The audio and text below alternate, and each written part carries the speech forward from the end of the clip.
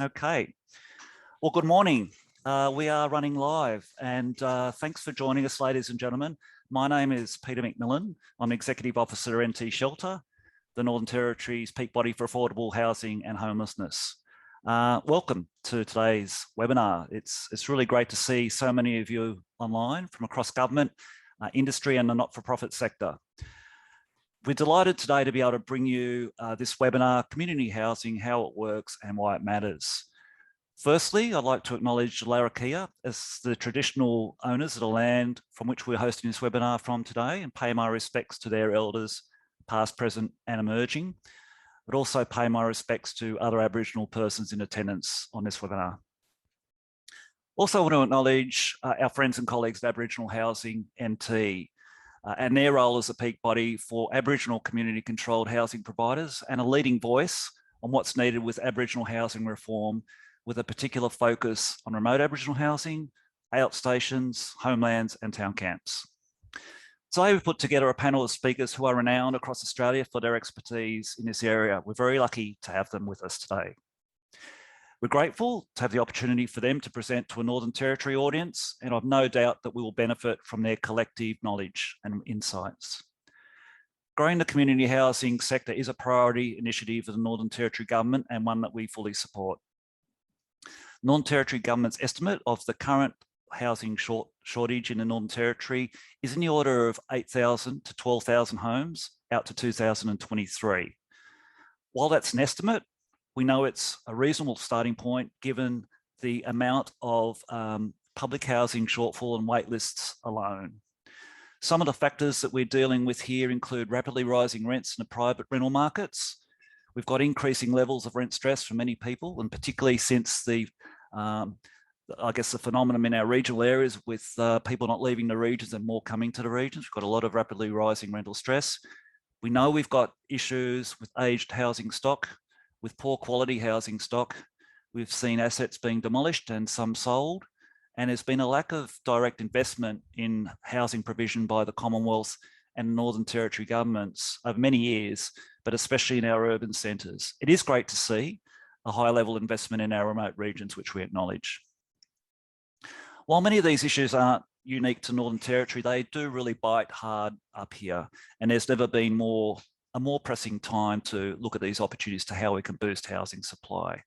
So I'd really encourage you to use this opportunity to put your questions to our panelists this morning, whether you have questions or nagging doubts around the track record of CHPs, what they can deliver, their capacity to deliver, how they're regulated, how they manage tenants, and when we might see additional housing supply coming through. They're important issues. And we have well-informed, it's important we have a well-informed perspective around these issues. Our panelists have lived and breathed this stuff for many years, so please take the opportunity to ask questions. I'll provide more details of our four panelists prior to their presentation, but for now, I'd like to briefly introduce them to you. First of all, on the top left of our screen is Wendy Hayhurst. Welcome to you, Wendy. Wendy is the Chief Executive Officer of Community Housing Industry Australia. It's often referred to as CHIA. I think next to Wendy is Karen Walsh. Morning to you, Karen. Karen is well known to many of us in the Northern Territory, both in her time at Northern Territory Government and more recently at Venture Housing. Thank you for joining us, Wendy. Then we have Simon Moore. Simon is actually in Darwin visiting at the moment, and we're grateful to have him up here and lucky to have him up here during lockdown. Simon is the Managing Director of Moore Advisory. And finally, Professor Pawson. Hal is the Professor of Housing Research and Policy and Associate Director at the City Futures Centre at the University of New South Wales. Just a couple of housekeeping matters before we start to ensure our webinar runs smoothly. After the four panelists have spoken, we'll have time for questions. We've got ample time for questions today. We're not using the chat facility and we won't be monitoring the raised hand option, but you will notice a Q&A function at the bottom of your screen. Please leave your questions there. As the host, I'll be directing questions to a panelist, and an NT Shelter staff member will also be working in the background to ensure that your questions are answered. If there is a large volume of questions, we may not get to all of them, but we will enable you to leave any remaining questions in a survey, which we're doing at the end, and we'll respond via email and copy other attendees on those answers as well. So without further ado, I'd like to introduce to you our first speaker today, Wendy Hayhurst. Wendy was appointed in March 2019 as the CEO at the Community Housing Industry Association, or CHEA. Thanks, Donna. The peak body representing not-for-profit community housing organisations across Australia. Previously, she led CHEA New South Wales, the state peak body, for 4 years. Wendy has spent almost her entire career in social and affordable housing, working away from the front line to a non-executive directorship and senior managerial roles in a wide range of housing provider organisations, regulatory bodies, specialist consultancies, and performance benchmarking organisations. Wendy has in-depth knowledge and experience of the New South Wales national and international community housing. It ranges from frontline housing management service to head of housing at East Lothian Council in the UK and regulation manager at the Scottish Housing Regulator. She was also the Manager of Regulation for the Registrar of Community Housing in New South Wales. Wendy has an Executive Masters in Public Administration taught through the Australian New Zealand School of Government. She also has a postgraduate diploma in housing that was awarded by the Chartered Institute of Housing in the UK. Would you all please give me a warm virtual applause and welcome to Wendy Hayhurst. Thank you, Wendy. Thank you, Peter. I don't think I've heard such a long introduction for a long time. Makes me feel quite old. But you're right, I have worked in social housing for all but one of my many years working now. It's probably nearer 40 than 30. I got used to saying 30 and now I realise I need to say 40. And I've never regretted one day of that career choice. So it's a great pleasure to be with you virtually. It would have been even greater pleasure to be there in person. We were talking about this a few months ago and it seemed like we were out of lockdown and it was going to be very easy to jump on a plane and get up there. I managed to do that in December last year, but it's going to be a while before I get up there. I also want to acknowledge I'm on Gadigal and Wangal country. I've started to say that because I realise that we don't always know where the precise boundaries of Aboriginal land are, and I want to pay my respects to elders past and present. So I'm going to set the scene, and the first thing I'm going to do is to try and share the screen. And I'm going to talk a bit about community housing and why I think it's part of the answer to the social and affordable housing challenges that you face up there in NT. So let's just see. Right, so my title is Community Housing and What Works. So Peter started off by taking my thunder a bit and probably giving you more accurate and a more NT focused lens on what social and affordable housing shortages there are up there. He gave a really good description of the fact that it isn't just about the numbers, but it's also about the condition and the quality of housing up there. But I still want to show you this slide because it is a picture of need that is, I suppose you can compare it with what we have across Australia.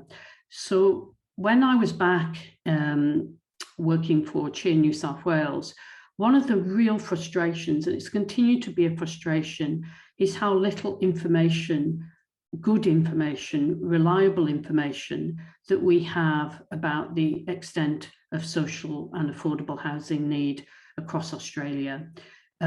We have some idea about overall supply of housing, but very little. And it's great that the NT government has been trying to put numbers on the amount because that is unusual. I see far too many state and territory housing strategies without any indication of what challenge we're trying to meet in terms of numbers. So here we've got housing need, both the shortfalls and the amount that's required if we're going to keep pace with increasing demand up until 2036. And whilst the numbers may not look very big, you know that's a large proportion of the housing in NT. And I know for what's called the Outback SA4 area, which is virtually everything else but Darwin, that to meet that sort of need, really every single house that's built needs to be social and affordable. So it is a big challenge, but not, I would suggest, an impossible challenge. But you need to get moving quickly. One of the things that we tend to forget, because it's not popular to talk about a federal scheme, the National Rental Affordability scheme, is that we are losing affordable housing too. So it's not just a question of us having growing population, growing needs, but the housing that we have, we're losing. In the NT, between the next 4 or 5 years, we're going to lose potentially, there may be ways of addressing it, over 1,000 affordable housing units. And you also know that much of the housing that you have, social housing you have, could do with a great deal of money spent on it, not just to put right existing problems with its condition, but to make it fit for purpose in what I'm afraid is likely to be hotter, drier, and in the north of your territory, probably a wetter environment too. So that's the sort of bad news, but it's going to get better in the rest of my presentation. And before I leave this slide, I just want to stress that the costs of providing social and affordable housing, the government investment that's required is far outweighed by the financial benefits that come from building that housing. Now, I'm not in a position at the moment to share the exact figures, but what I would say is in the Outback NT SA4 area, so that's everywhere bar Darwin, so it's Tennants Creek, it's Catherine, it's Alice Springs. Every year, by not building the social and affordable housing you need, the NT is over $30 million worse off. And we've calculated that from looking at the cost, but looking at the benefits, the health benefits, the mental well-being, just the general well-being that people have, the educational benefits, the benefits that come from dealing with domestic and family violence, the benefits, the financial benefits, the savings to other public services would give you over $30 billion a year. And by the way, that's in the top 10 areas, SA4 areas in Australia. So just now to focus on community housing. So when I talk about community housing, I'm talking about not-for-profit organisations that have a mission to address social and affordable housing challenges and to manage their tenancies well. Now, the first thing you'll see from that table that I put there is that proportionately, the NT has less registered community housing organisations than any other jurisdiction in Australia. They vary considerably, and the reason why you will get much larger proportions in some territories or states is because the government has got behind the sector and provided funding opportunities, but also importantly, capacity building opportunities so that organisations can really make the best out of that additional resource. Across Australia, there are about 350 community housing organisations, and collectively we now manage around about 25% of all social housing. Of that 350, there are around about 125 that I would classify as fairly large. Now, I never talk about tier ones separately from tier twos, because I can tell you from having done a lot of analysis, I would defy you to be able to point at a histogram of all the CHOs and tell me where a tier one ends and a tier two starts. And I want to say that partly because in the Northern Territory, you have no tier ones at the moment, and that might cause you some disappointment, but it shouldn't. What you're really looking for with a community housing organisation is its capacity and the quality of the services that it brings. We build things, but the most important thing community housing organisations do is manage well. is managed well for tenants and for communities. A tier does not signify how good an organisation is at achieving that. So just bear that in mind when we're talking about what the solutions are for meeting social and affordable housing demand and providing good quality services in the NT. In Tasmania, you've seen a real rush. It's going to reach 50% fairly soon because there's some more transfers to do. And that hasn't just been achieved out of the blue. It's because the Tasmanian government has made a commitment to the sector and put into place things that will achieve a well-performing sector. So just for those of you that aren't familiar with community housing, so as I say, sometimes people think of community housing organisations potentially in the private sector. Well, I don't really like that definition because it tends to presume things.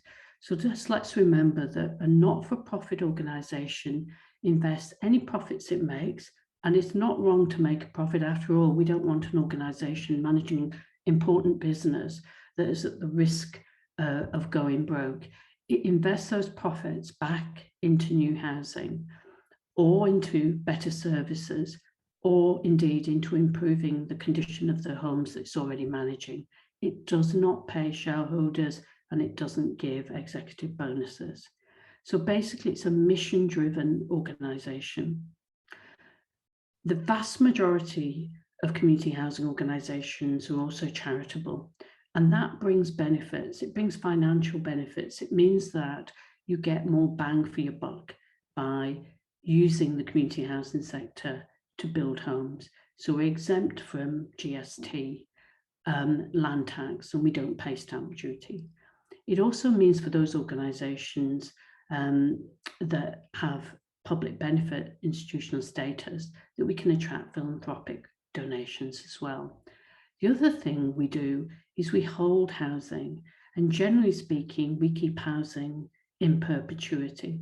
Occasionally government funding programs make that difficult to do, but that's what we really want to do. We want to hold housing. So we are obviously invested in the type of quality housing that allows us to hold it into perpetuity and ensure that we're not spending tons and tons of money on maintenance. So we built to hold, and we also built to standards as well. So we want to build housing that's accessible and climate resilient as well. So in terms of what it can deliver, there have been estimates that based on those sorts of conditions that I mentioned before, the charitable status, that we can build 25 to 30% more dwellings than if these were purchased from a developer. So if the territory government went out and said to a private developer, you build these homes. The New South Wales government, so you just know that I'm not just quoting these figures without looking at the evidence that lies behind them, estimated that when they transferred the title of housing that was built under a previous federal programme, the Social Housing Initiative, to community housing organisations, 1,000 additional homes were built on top of the original estimate of 6,000. The public sector can build too, but in the current conditions, it forgoes the Commonwealth rental assistance. And the estimates that we've made on the basis of the current numbers at the moment is that would be around about 7 million in Darwin and $24 million for the rest of the NT. In terms of the private sector, work that UNSW City Futures did for us estimated that to get a social affordable house, a social house, it required an additional 2,000 subsidy per annum than what you would pay a community housing organisation. In terms of tenant satisfaction, around about 80% of tenants say they're satisfied with community housing organisations. You probably, like me, think we could do better, but that's considerably better than many tenants feel about their public housing landlords. We also respond to tenants with complex needs. And I'm giving an example of one of the schemes I'm particularly keen on, which is the in WA, but operating in a very challenging environment, an independent living programme where the organisation has partnered with the Mental Health Commission to provide intensive tenancy management so that people with complex conditions, it's not eviction, but it's really hard work to sustain tenancies.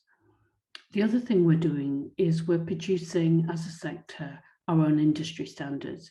So we're proud to be regulated, but we recognise that that's giving assurance of compliance against minimum standards, high standards, but certainly we're not looking above that bar. And we're developing industry standards at the moment in areas such as domestic and family violence. Good community housing organisations that are really connected to their community also act as anchors. And what I mean by that is they build connections with support providers, with real estate industry, with government, because we recognise that it isn't just the individual tenancy we need to manage well, but we need to ensure that the communities that people live in enable them to thrive as well. And then finally, I just want to give you some idea about how we get to a situation in the Northern Territory where we have a well-functioning community housing sector. It's not going to happen just by wishing it to happen. The first thing that needs to happen is we need an ongoing funding programme that gives us confidence that year on year, there are going to be opportunities to both maintain and to increase our housing. It's very difficult to grow organisations when funding programmes are stop and start. You can't build the institutional knowledge, you can't safely recruit staff, and you can't give confidence to people like superannuation funds that want to invest in us. So you'll notice I'm not saying that that is a task solely for the territory government. I think when you have a big challenge, it's a challenge for all levels of governments, including, I have to say, local government, which often holds land. The territory government, though, does need to do something. It needs to build a relationship with NIFIC, that's the National Housing Finance and Investment Corporation. They provide our sector with low cost finance, but you need to build that relationship to ensure that we're enabled as a community housing sector to access that finance. We need tripartite agreements, for example. Territory government needs strong strategic planning as well. It doesn't come by accident. You know, I know myself from having worked in a council that moving up through the ranks, when you get to that point where you start to do that strategic planning, it's a different skill set. And quite often where there hasn't been growth in housing, that capacity has been lost. So as well as building our own capacity, government needs to do that too. In New South Wales, the sector's growth back in the early 2000s was stimulated through an industry strategy where it wasn't just government telling us what they wanted us to do, but working with the sector and developing jointly what was called Partnering for Growth, which really stood behind us. In recent years, whilst the funding hasn't been quite so generous, they have set up a joint body, the Community Housing Industry Council, where Treasury, housing, planning work with the community housing sector, again, for a second industry, to develop a second industry development strategy. And I commend that initiative to you. You've got to also support individual capacity building. Organisations will be very different in terms of where they are at the moment. And I think one of the strengths of our sector is its diversity, the fact that we don't just have identikit community housing organisations, but we have Indigenous housing organisations, we have mainstream, we have specialists in disability. Support and encourage national registration and make sure that you make it as streamlined and as easy for organisations as possible.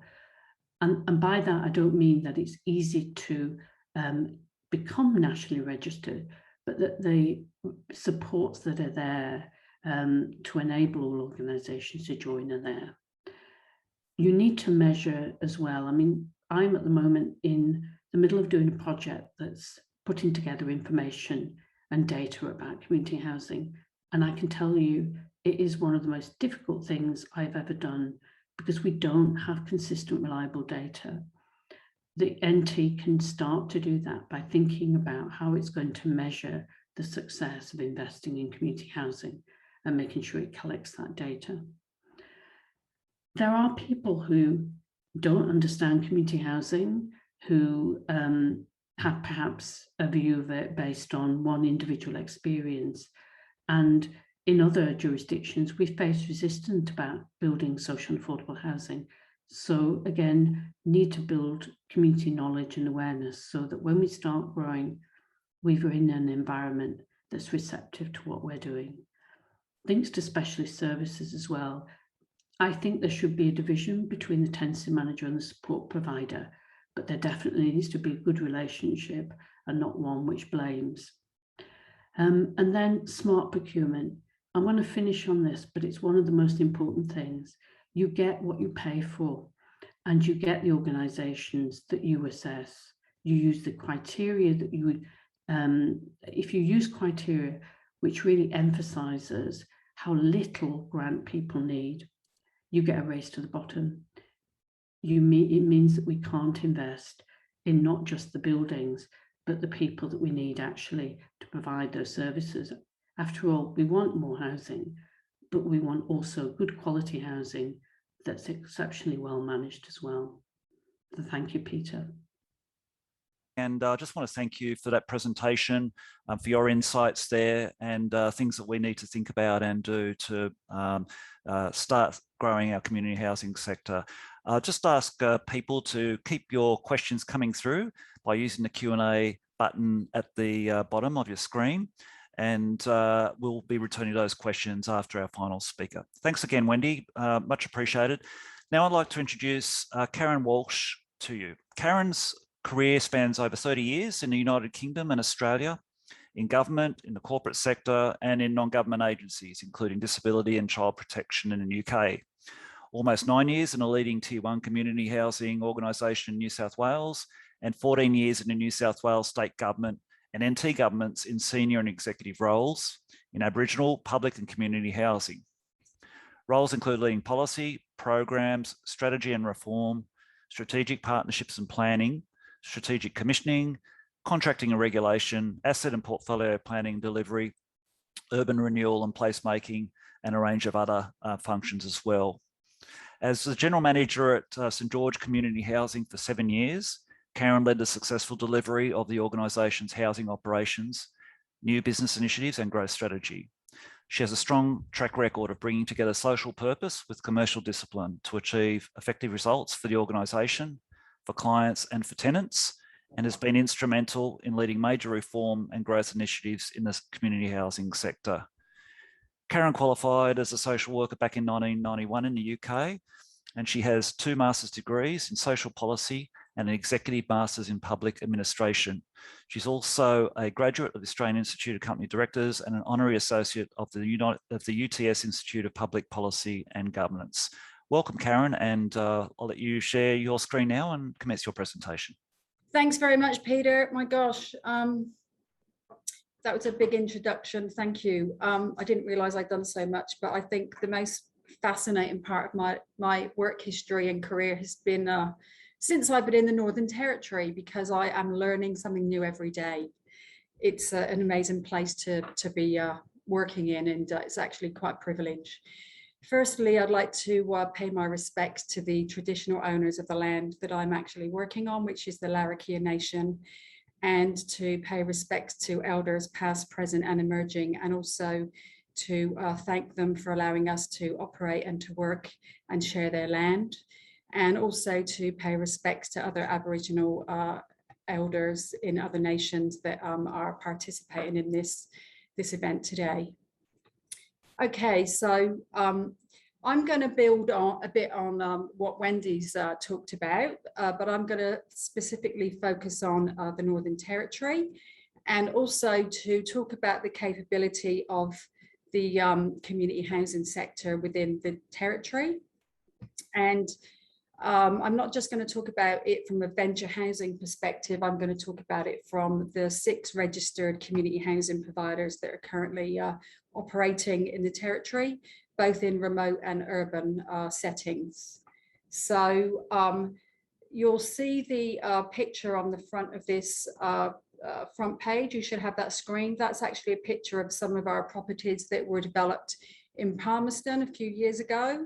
And they're actually Tropo designed, they're environmentally, sustainable properties. And they're some of our, best assets. So I thought we'd put that on the front page just to show this is what we can actually do in the territory. Okay, next page. I'm not very good at navigating my screen, by the way, so you might have to, I've got someone here that's actually helping me in case it goes wrong. Technology, as people that know me will know, it's not my forte. So why community housing? Why is it important? Why does it matter? So Peter, at the beginning in your presentation, you talked about, the need, the undersupply of social and affordable housing. You talked about housing rental stress. Wendy also talked about that as well, and about the costs to individuals, families, communities, and broader society of not actually delivering housing for people that are in need of affordable, safe, secure housing. So the community housing model has got some really great benefits. It's our core business. We actually, our purpose is to deliver social and affordable housing to make a difference in people's lives. We're here to create homes. We're not here to do anything else. We're here to create homes so that people can achieve their aspirations. They have got a safe place to live. It's as simple as that. And it's a place that they can know that is going to be affordable, it's going to be well looked after, well maintained, and that they have got landlords that are here for social purpose. We're not here to make profit, as Wendy said, to give to shareholders. We're actually here to make a difference and to actually grow the social and affordable housing system in partnership with government and others. So that list on that slide you'll see there, I'm not going to go through all of those, but this talks about, reiterate some of Wendy's points, that we do have robust governance frameworks. We've got skills-based boards. We are regulated so that government and industry know that we're a trusted pair of hands. We're actually, we have to comply with all sorts of different regulatory areas, and I'll talk about that in a minute. Very briefly, but we are well regulated. So government can rest assured that if we are compliant in our national regulatory, and any other regulation or legislation that we need to comply with, we are a safe and trusted pair of hands. As Wendy said, we are mostly public benevolent institutions. So we've actually got access to tax concessions and benefits, and also access to subsidies and finance that is specifically designed for the community housing sector. Tenants are absolutely at the heart of what we do. We're not here for the assets, we're not here for the numbers, we're not here to get what's the magic number of properties that we need to manage. Our ultimate aim and purpose as a community housing provider, and I'm sure I'm speaking for all of us, not just for venture, is that we are here for the tenants. Every decision that we make is about what is best for our tenants. What do our tenants need? What impact and outcomes do our tenants need for us as community housing providers and landlords? What do they need from us? So we do that, but we also apply commercial acumen, because every decision we make impacts on our bottom line as well. We need to be sustainable businesses that have social and economic purpose. So that it's that balance of tenant outcomes, business acumen, so that we've actually got sustainable organizations that can thrive and flourish into the future. We also pride ourselves on constantly building our capacity and expertise to innovate, to deliver quality services to our tenants, to look at how we can have higher performing assets, how we can have tenant satisfaction rates that always, I think I can quite confidently say, outperform that of government. So there are reports that compare government delivered housing and community housing, and the community housing sector every year outperforms government in tenant satisfaction, in asset performance, in engagement, all of those areas. So we can proudly say that our tenants are more satisfied than in any other area of tenure. We also are focused on community renewal and community engagement and thriving communities. So it's not just about individual households. It's about how we can work within precincts or communities to deliver more for a connected community.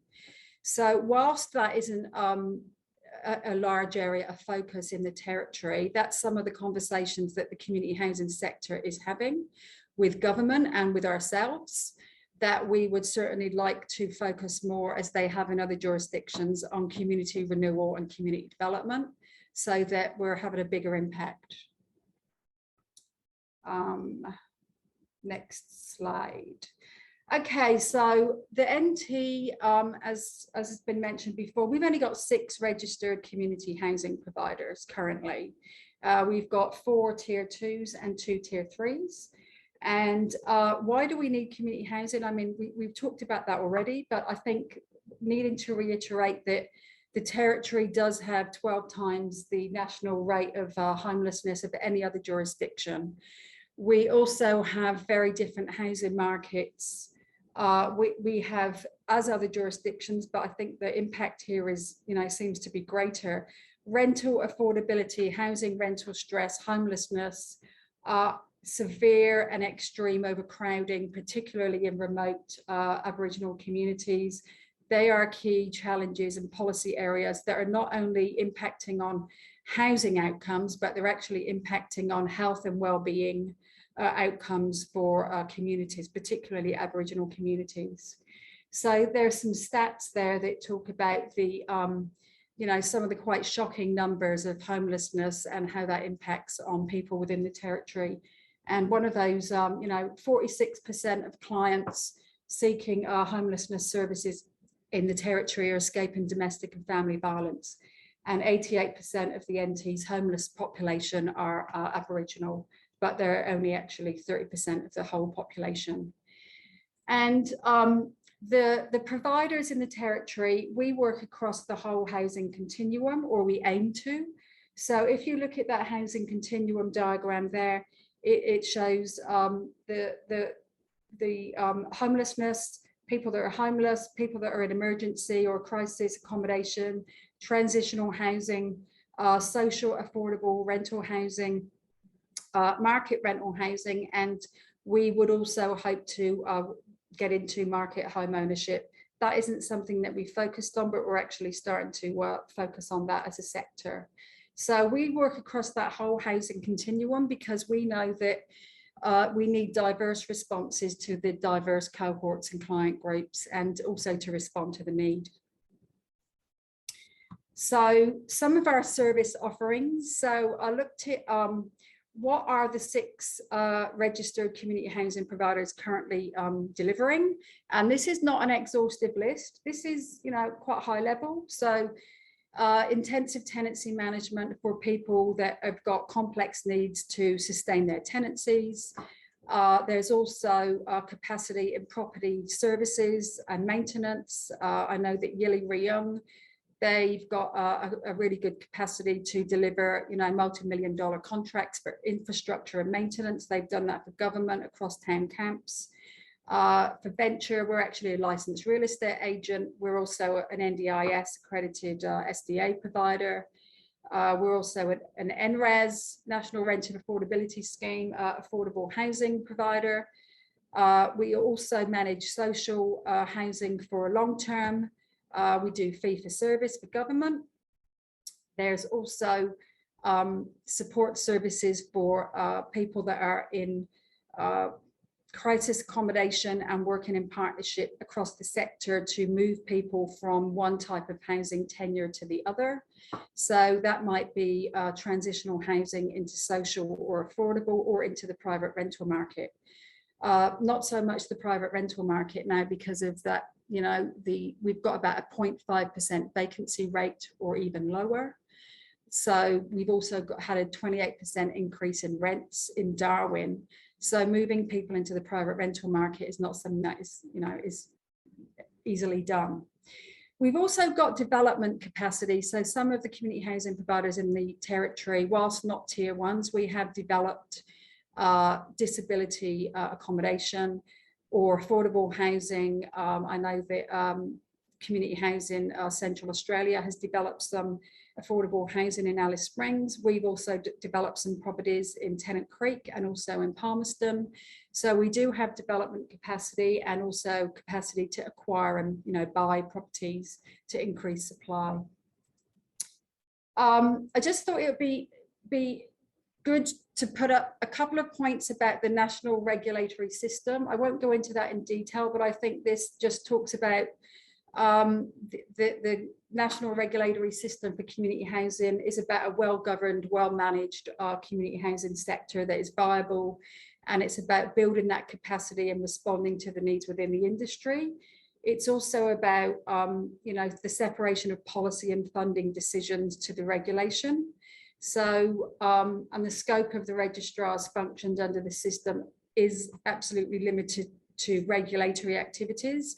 And I think it's good in the territory that we now have a new regulator that was announced this week. So that's really great. So we're really looking forward to working with Wendy Morton, not Wendy Hayhurst, in her new role. I just thought I'd put in a few pictures of some of our tenants, because this is all about people. This is one of our tenants who lives in one of our affordable housing properties. Some of you might recognize her. She's the Laxa Queen in Darwin. She's a bit of a famous personality, and she's going to be on the front page of our annual report this year, because she's the epitome. Well, she's, you know, a colourful character that is really enjoying her time in our housing. So these are some of our properties in Perak. These are affordable housing properties. My mouse is frozen. Okay, and this is not a very good picture, but it's the best picture I could actually find of our properties in Tennant Creek. So we've got 5 properties in Tennant Creek, which were delivered last year, and we're also planning on delivering some more there under the Berkeley regional deal. So there is some affordable housing development happening across different urban and regional centres.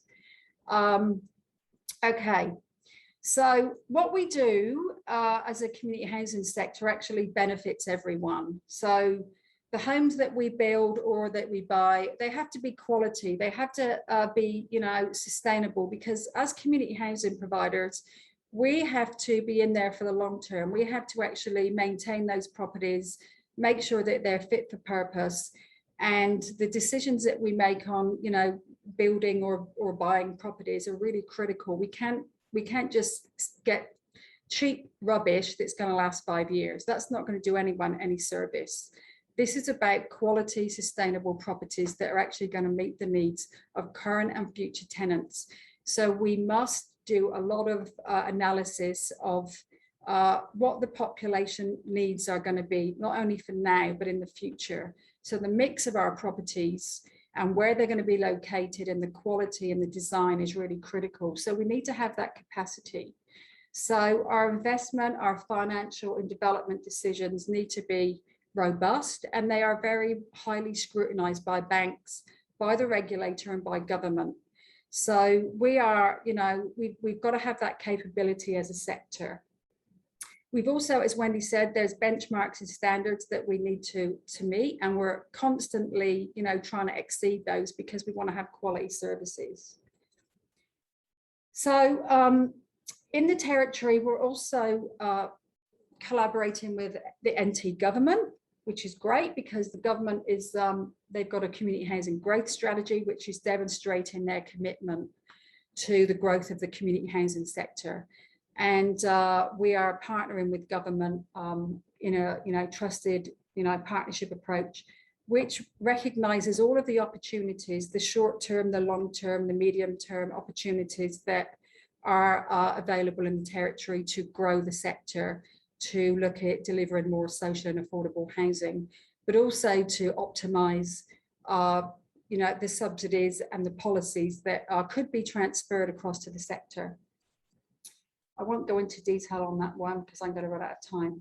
We also, as a sector, met with government recently, and I won't run through all of these points. I'll just lift out some of them because I think these presentations are going to be available for participants. So we met with government recently, and we looked at what do we want as a sector from a property transfer program. And I know that Hal is going to talk about property transfer, some of the elements in a bit more detail. But we talked about these are some of the principles or terms that we would want in any property transfer that would come across to us as a sector. So we're continuing to have those discussions with government, and that's a really great conversation that we're having. So what other levers are there for growth and success? I think these have already been mentioned, but I think there's no harm in reiterating them. That we absolutely need funding and land and capital to support the growth of the sector. We need investment and capacity building, both in the industry, but also within government and across different levels of government. It's really important that everybody in the sector that's got a stake in this understands what the community housing sector is, so that they can, most effectively engage with us. The Territory Economic Reconstruction Commission has got an objective to grow the community housing sector. So we're really excited about working with them and with the NTG across different levels, including local government, on how that urban renewal and land and capital might be enabled for growth. And another point is about the adoption of mandatory inclusionary zoning. We certainly would want that to be adopted so that that can activate and support more social and affordable housing.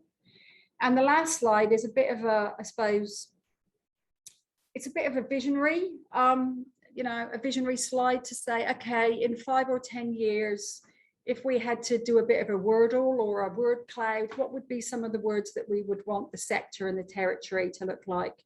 We would want to end homelessness. We would want to have thriving communities. We would want our tenants and residents to have opportunities and aspiration to achieve their goals. We would want the communities to be connected and thriving, quality housing, sustainable assets, secure tenure, social and economic impacts through affordable housing. So this, I think, these are all possible, and they're actually, some of these things are actually happening now, but I think as a sector and people, people on this webinar, I think these are the things we need to aspire to actually achieving. And I think together we can, we can actually make this happen. Thank you. Thank you very much, Karen. And what a great note to end on. And I'd kind of like to live in a community like that as well. So it does give us something to look forward to and work towards, because so much of this is about community building as well. So thank you for your presentation. Thank you also for the questions that have been coming through. That's great. Keep them coming. We're going to have plenty of time for questions at the end, and we will get to all of those. So our next speaker is Simon Moore.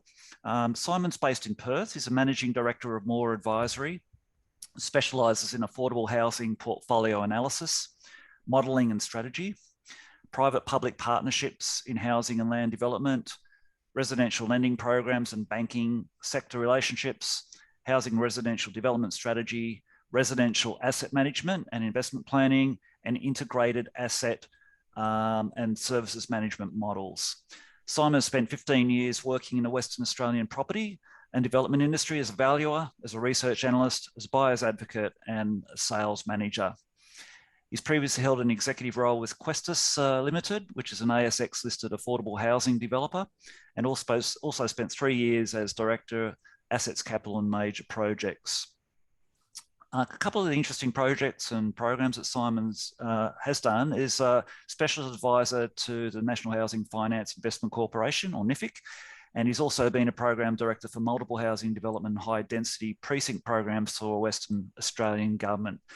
Simon has a Master's of Business Administration from the University of Western Australia and is also a graduate of the Australian Institute of Company Directors. If you're like me and like to learn a bit more about all things financial, I think Simon's our guy. So over to you, Simon. Thank you very much, Peter, and good morning, everyone. I'm just going to try the share the screen thing. Like Karen, I'm not the best with technology, so we'll see how we go. Okay. So just a quick outline of what I wanted to go through. So as Peter introduced, my specialty is very much on the strategy, asset and financial side of things. I've, in my last sort of 7 or 8 years have been either within government in the housing space or consulting related to housing. And I do work in South Australia, Western Australia, and in the Northern Territory. So I really wanted to share some insights around a few different things this morning.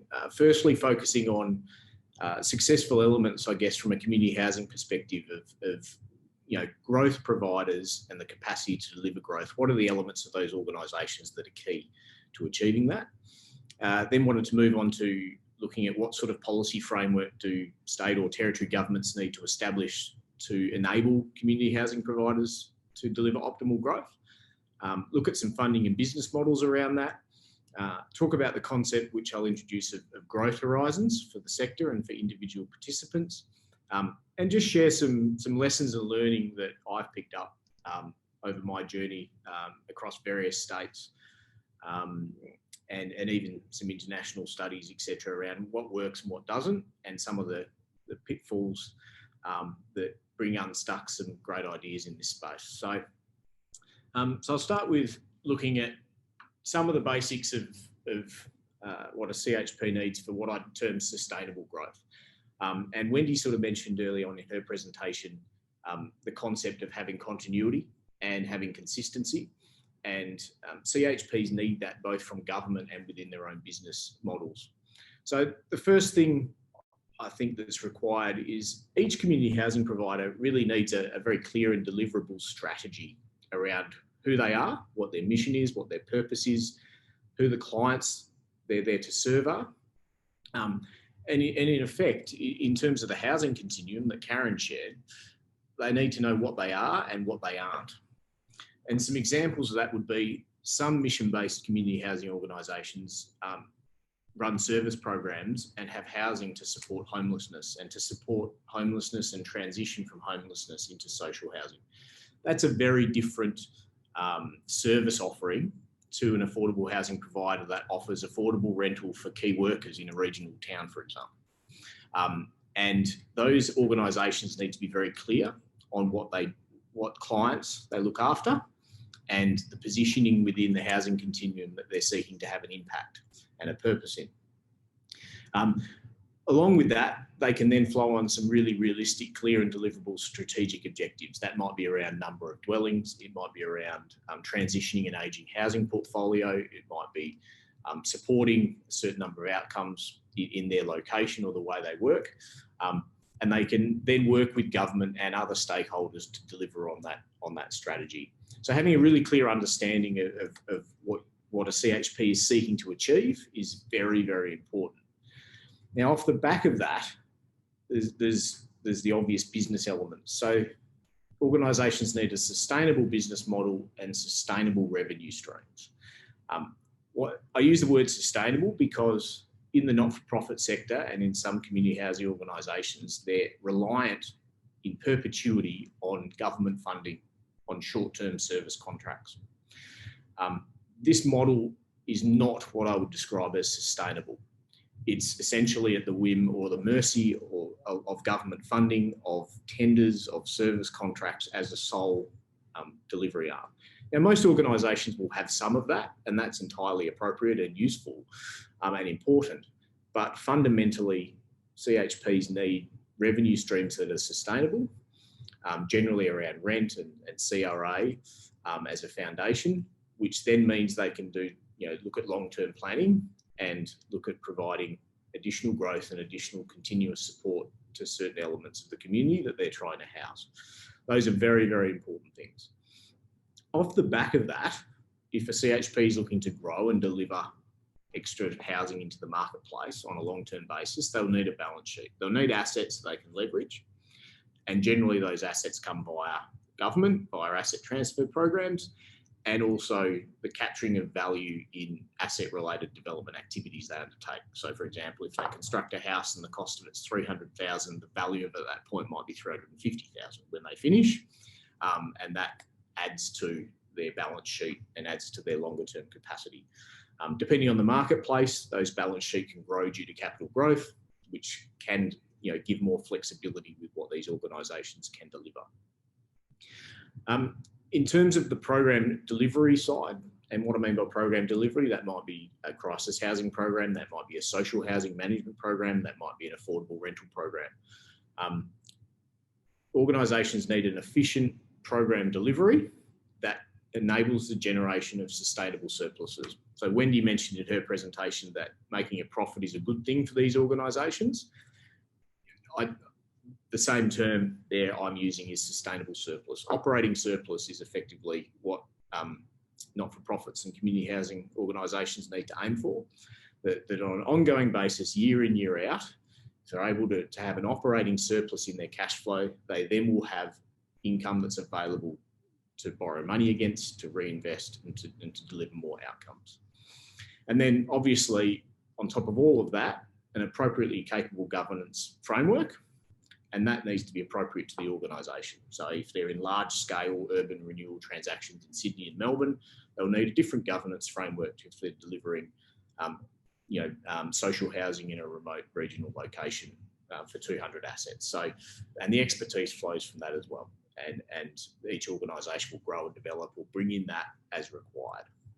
So those are sort of the key ingredients from a financial and a funding perspective. There's obviously a lot that sit behind those, and I'm just trying to highlight a bit of a summary of that. But all of those elements are very important for both government and community housing leaders to understand that if the CHP vehicle is intended to become a growth driver in the Northern Territory marketplace, these ingredients will all be required to achieve sustainable and significant growth. And I think the example, again, quoting Wendy's presentation, I think there was the transfer of 6,000 assets led to 1,000 in Sydney, I think was the rough estimate. That's what I would term a significant growth contributor, 1 for 6. There's certain circumstance you might get a little bit more than that, but that's a reasonable estimate.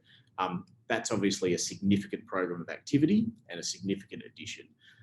And all those organisations that delivered that would have these ingredients, to varying degrees, depending on their size, scale, and nature of activity.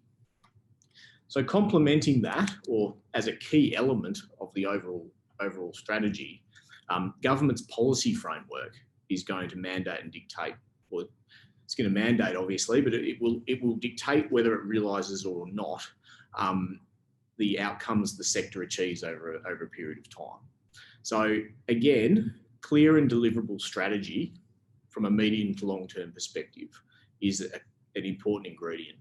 Too many examples around Australia in the last 20 years have occurred where one package of transfers or one package of management leases has been provided to the CHP sector with the promise of others that never eventuate. And it's very difficult for sustainable growth to be achieved, and it's very difficult for optimal outcomes to be achieved when phase 1 of a 4-phase strategy is delivered. So medium to long-term vision, clear understanding of why government is participating in this program or driving this program and what outcomes they're seeking from it. Are they after service outcomes? Are they after growth outcomes? Are they after redeveloping housing stock? About growing housing stock? It's very easy to have a catch-all,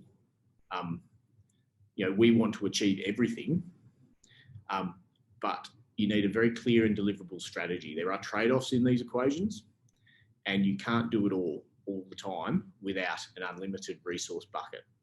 So operating cost is another factor for government to consider, but they will need a very different model if they're simply trying to reduce the cost of service as opposed to delivering long-term growth. Those are two fundamentally different models that can both be achieved simultaneously, but requires a response and an investment and policy framework that enables that. Second point there, a clear regulatory framework. By clear, I mean easy to understand, pragmatic, practical. As mentioned before about reporting, where I have a lot of tier 2 community housing clients, all of them talk to me about how much time they spend reporting. It's clearly an organisational burden. And from some of the reporting that I've seen, some of the agreements I've seen, I'm not sure that a lot of the things they report on really tell anyone anything of significant use. And I would argue that some of the questions that government policymakers should be asking, they're not asking. And a lot of questions they don't need the answer to, they're asking. But that's a general sort of observation. Combined with a strategy and a policy framework, there needs to be a medium to long-term investment framework. Now, this framework needs to be flexible. It needs to be flexible so that different organisations with different strategies, different purposes, who service different parts of the market and the continuum from both a locational and a customer perspective, need to be able to tap into this framework. So you have 6 community housing providers currently in the Northern Territory, and I understand there's others interested. Each of those 6 will have a different location potentially, a different client base, a different purpose and a different mission. So therefore, all of them will need different investment. Some will need assets, transfer. Some will need management leases. Some will need capital grants. Some will need different combinations of those variations. Some will need opportunities to participate in redevelopment of government precincts. It needs to be flexible enough so that each of those organisations can work with government and create the appropriate mix of investment that drives the outcome that government and the housing provider are seeking to achieve. One size fits all here does not work. So there's a mixture of things that need to be introduced at different points in time in the lifespan of a community housing provider, and I'll touch on that briefly in a following slide. And then the last sort of 2 or 3 points on this slide are about the individual nature of this. So the framework for engagement that needs to be set needs to optimise specific businesses for specific outcomes. And the system needs to be nuanced and locally focused and be about partnerships. So there's risks here around engagement between government and the sector and lessons from it. So one is around procurement. So making a small sector compete with each other to put forward proposals which purely lower cost to government is a recipe for poor outcomes. So procurement needs to be sensible, measured, and be about partnerships and be locally focused and nuanced. Purely value for money, and which community housing, encouraging community housing providers to cut cost at the expense of outcome delivery is not efficient. It doesn't help anybody. So the best examples we've seen is around, where each organisation is supported to a different capacity or different volume depending on where they're at, depending on what program they need. And it becomes less about we can have 3 providers and more about we have 6 suitable providers. Therefore, we will work with 6 to a level that is delivering desired outcomes, as opposed to, okay, we're going to make them compete and only support 2 or 3 or 4. It's a bit of a challenge, but it needs a very nuanced and considered approach in how that's done. And then finally, expectation management is important. So stakeholders need to be communicated with honestly and accurately, and expectation managed. Housing takes a while to construct. Businesses and organisations take a while to build capability. Governments take a while to make decisions. Things take time, and patience and carefully considered strategy outweighs expectation at an unrealistic level, which then leads to lack of confidence and erosion of the overall strategy. So I think from a policy framework, policymakers need to be very careful with how they position what they're doing and set the expectations at an appropriate level to enable the development of the sector. in terms of then the sorts of funding models, so on the left-hand side here, this is the basic sort of funding model of community housing providers. And on the right, I've listed some of the funding advantages in comparison to a government-delivered housing, or even private sector has some disadvantages against that as well. So essentially, I'll start with the advantages. So the income side of the equation, Commonwealth rent assistance is available, which isn't available on public housing properties, which increases income by a reasonable percentage. And community housing providers within the regulatory framework have rent setting flexibility. So public housing has a largely one size fits all rent policy with one program offer really. Community housing providers are able to blend affordable rental where it's appropriate for a client. They're able to increase rents relative to clients' income, and therefore they're able to extract better value out of the system and provide more support to the people that need it and less support to those that don't need it.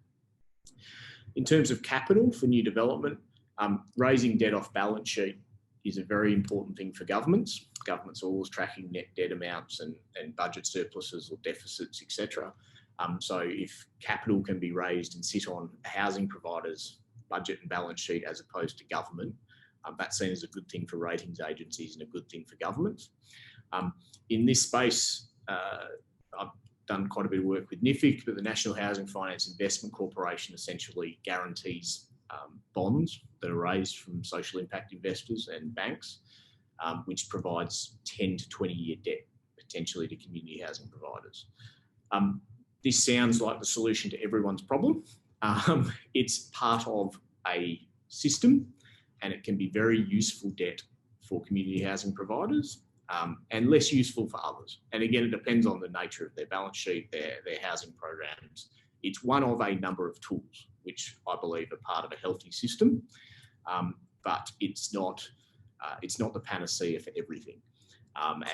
It's starting to settle and find, it's been sort of operating for 3 years-ish now, has lent quite a bit of money to the sector, refinanced some existing debt, driven some new projects, and it's now probably starting to operate in a way where jurisdictions like the Northern Territory should be able to tap into it to a point and tailor products, etc., to suit their needs.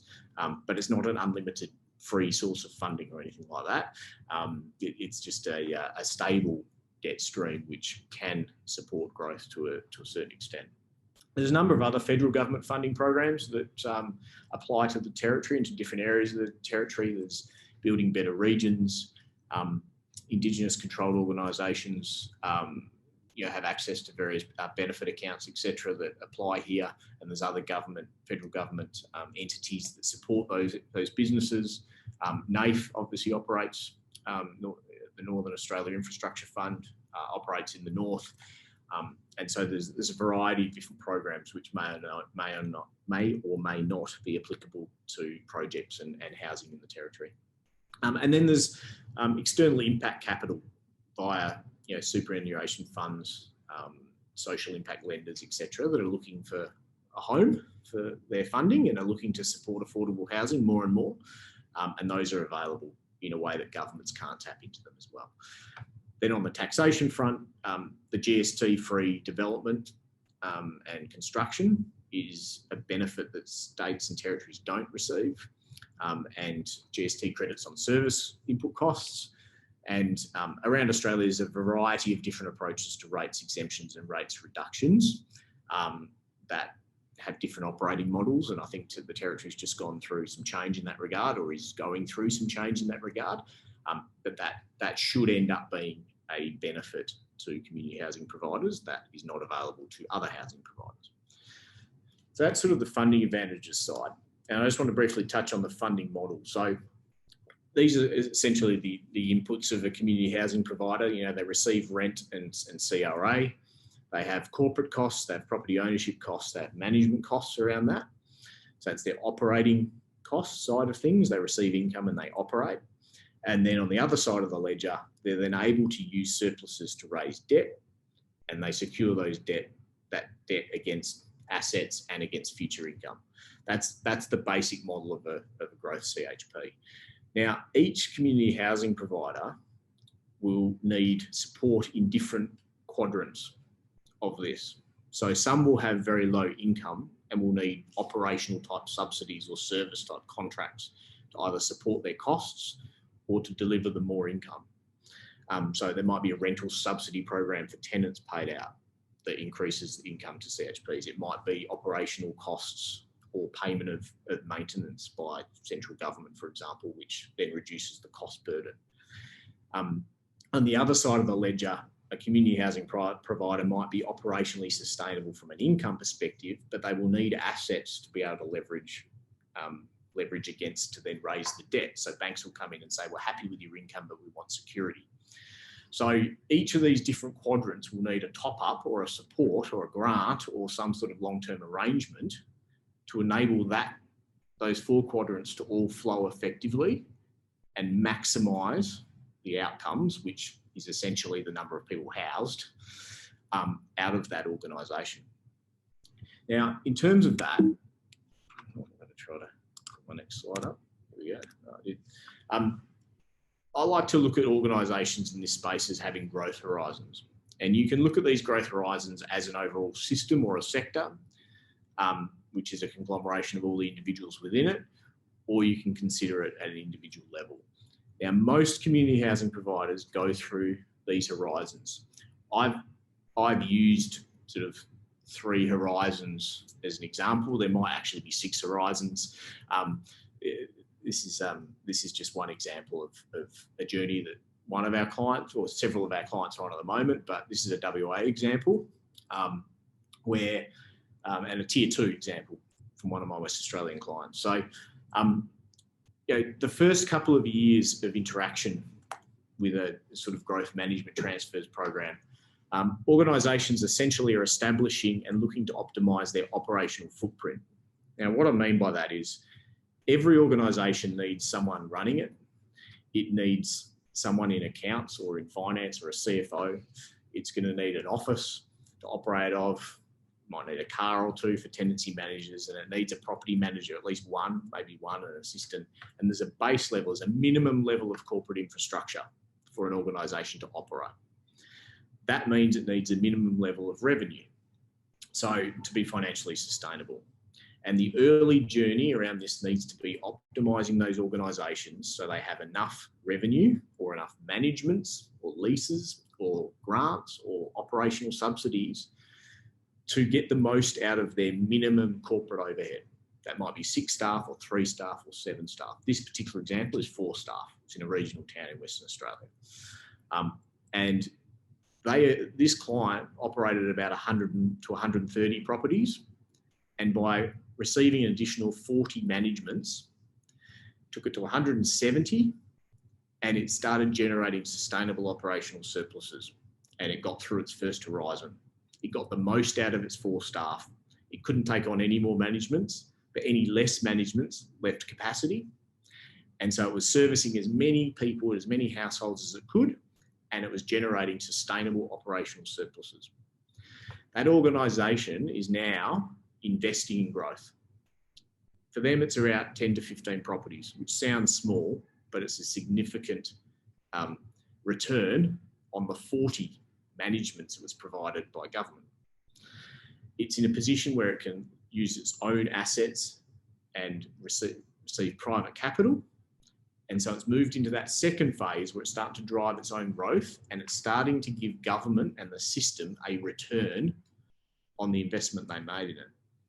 So the next phase becomes leveraging for growth, and then once again, optimising operations and looking at what fixed cost increase do I have and how many managements do I need to get the most out of this. So at each of those first 2 horizons, government needs to get the mix right of management transfers, which is income essentially, and asset transfers, which is enough balance sheet to enable that leverage to be raised from the private capital markets or NIFIC or whoever it is who's looking for asset security. The next point on its journey will be, probably another 3 or 4 years away. It'd be 6, 7, 8 years time when you can replicate that model over and over again. And it would be, simple things for government to do with each CHP would be to continually provide some additional managements on a long-term basis and keep topping organisations up to get the most out of their operational overhead. It's the simplest model, and it generally applies in most jurisdictions. So some management transfer, some asset transfer. Give it time to grow into themselves and do it again and replicate it over and over again. And once you get to a certain point in an organisation's history and DNA, then opportunities arise, private sector partnerships arise, major urban renewal projects arise.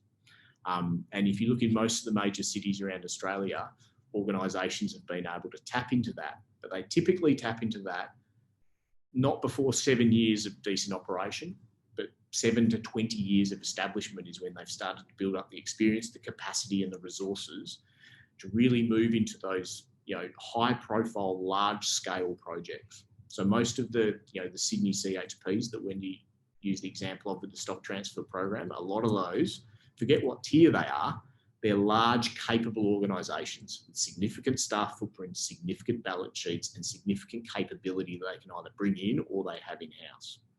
So the horizons are very important. Organisations have to move through those horizons. The speed at which they move through can be helped by government, certainly. But at the same time, it's a patient journey of moving through and creating optimal businesses. So in that context, just some learnings. This is not all, I'm just trying to put some basic learnings in of what my experience from observing the sector and working in the sector has taught me about this space. Firstly, both to the CHPs, their boards, and particularly to government, stay the course. So if you've got a strategy and an investment framework, give it time, because you won't see the return on investment all in year 1 and 2. You see great growth and great opportunity from years 5 to 15 is where the long-term benefits come out of this. Yes, there's short-term wins and the short-term benefits, but if you stay the course, you really develop a capable, strong sector that can leverage itself and provide exponential return on the investment government makes. Focus on partnerships, and it's about the system. CHPs are not the answer to everything in housing. Government is not the answer to everything in housing. A system where everyone plays their part is the answer to housing. And that focus on the system is really important. So in the Northern Territory, which is so diverse, in a mature system, each CHP and government will play complementary roles. They'll know the roles they play and they'll invest accordingly. And each CHP will be different and government will play a different role. It might be a funding role, it might be a service delivery role in some circumstances, and it might switch around. CHPs vary with clients, location, and the markets and strategic positioning they offer. And the system is the important part here, and every part of the system needs the other parts effectively functioning. Scale of its own as an end in itself, I don't believe is the answer. Efficiency is the answer. Scale will move depending on where you are. So the size of it is not the most important thing. And then a territory-based response is what's required. So national models are constrained in Australia by the Federation. So each individual state has its own housing contracts and requirements and resources.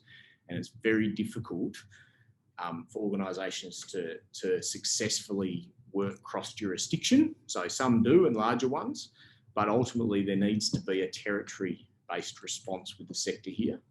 And I would suggest it starts with the 6 you've got.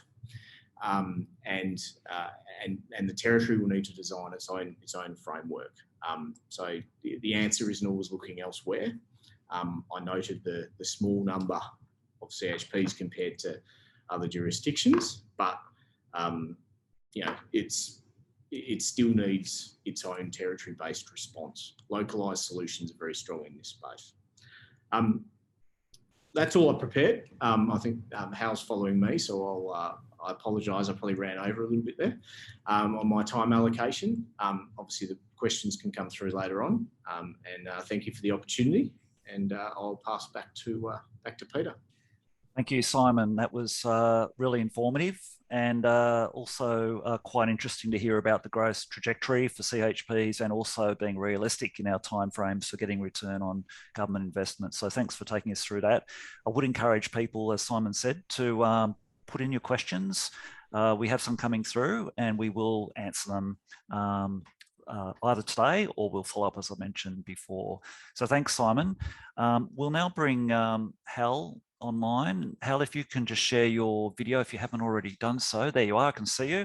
So it's my pleasure to introduce Hal Pawson. Hal is Professor of Housing Research and Policy and Associate Director at the City Futures Research Centre at the University of New South Wales. In this role, he's led several major research projects funded by AHURI, or the Australian Housing and Urban Research Institute, and by the Australian Research Council.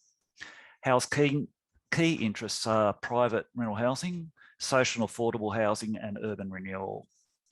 Before moving to Sydney, Hal worked at Heriot-Watt University in Edinburgh from 1995 to 2011. Hal is renowned as a housing researcher, both in Australia and in the UK. He's also a fellow of the Chartered Institute of Housing and a managing editor of the international journal Housing Studies. Hal's most recent book, Housing Policy in Australia, A Case for System Reform, which he co-authored with Vivian Milligan and Judith Yates, was published last year and really is a must-read for anyone who's keen to understand the history of our social and affordable housing system in Australia, what drives it, and what needs to be done to fix it. I do actually have a copy of that book in front of me, which I'm happy to plug. You might not be able to see that with the background, but I do commend that as a really great read for anyone interested in housing. So Hal, after that plug, over to you. Look forward to hearing what you have to say. Yeah, thanks very much, Peter, and thanks for the invitation. I'd just like to acknowledge that I'm speaking to you from Gadigal and Wongal land in Sydney, and I'd like to pay my respects to all elders past and present from those peoples and everybody, all of the others around, especially the territory where all the participation is from today. So I'll just try and share my screen. I'm going to try and cover today's under these headings. I'd start by just talking about what we mean by this terminology of public housing transfers and give you a little bit of an overview of recent transfer programs in various states and territories, or it's actually all states over the last few years, and talk about the different perspectives that there are for governments, for community housing providers, and for tenants. And say a little bit about different ways of doing this, different transfer models.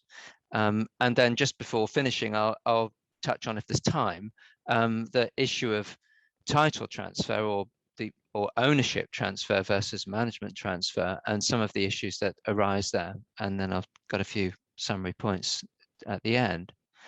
So just let's go back to the beginning and just consider what this term actually means. It's kind of used in different ways by different people, which sometimes can be confusing. But fundamentally, what it usually means in Australia is it's a change of landlord that is experienced by the tenants who are affected by it. So it typically means that you've got a state or territory government which is handing over the landlord responsibility to a community housing provider, or it could be an Aboriginal community housing provider. And usually that is only about the management responsibility, not the ownership, not the title.